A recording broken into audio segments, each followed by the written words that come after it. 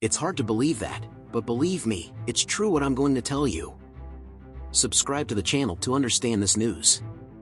If you ever find yourself taking a meeting with Jeff Bezos, don't expect the billionaire Amazon founder to speak first. Before Bezos stepped down as Amazon's CEO in 2021, he made a practice of letting his employees speak first. Now, his girlfriend Lauren Sanchez, the founder of Santa Monica, California-based aerial filming company Black Ops Aviation, says it's one of the most important business lessons she's picked up from him since the pair started dating a few years ago. Living with Jeff is like having a master class every day. What he's really taught me a lot about is management, Sanchez, a former television news anchor who made guest appearances on ABC's The View, recently told the Wall Street Journal.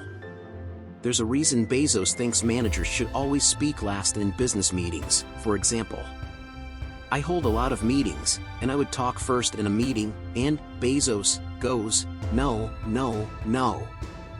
You're the boss. You talk last. You let everyone else talk, so that they don't get swayed by your opinion," Sanchez said. In a 2018 speech, Bezos said reshaping his company's approach to meetings was probably the smartest thing we ever did at Amazon. First, Bezos did away with PowerPoint presentations. Instead, he kicked off each meeting with roughly 30 minutes of silence, so attendees could read a detailed memo covering the planned discussion topics. Then, employees would offer their own thoughts on the memo before Bezos did to guard against subordinates mimicking his point of view to score points with him. The silent reading period created the context for what will then be a good discussion, Bezos said.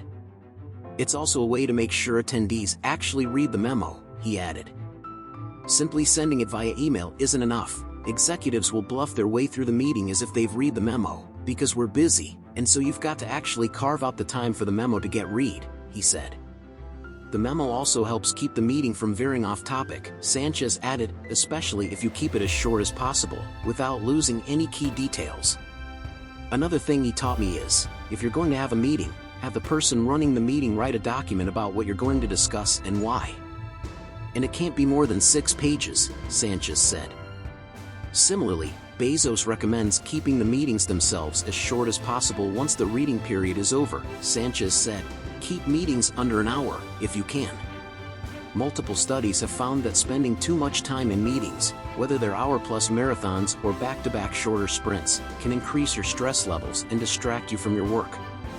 Bezos' meeting method is favored by other tech executives, too. Former Twitter CEO Jack Dorsey, for example, likes to start meetings with attendees reading notes from a Google Doc for 10 minutes, he tweeted in 2018.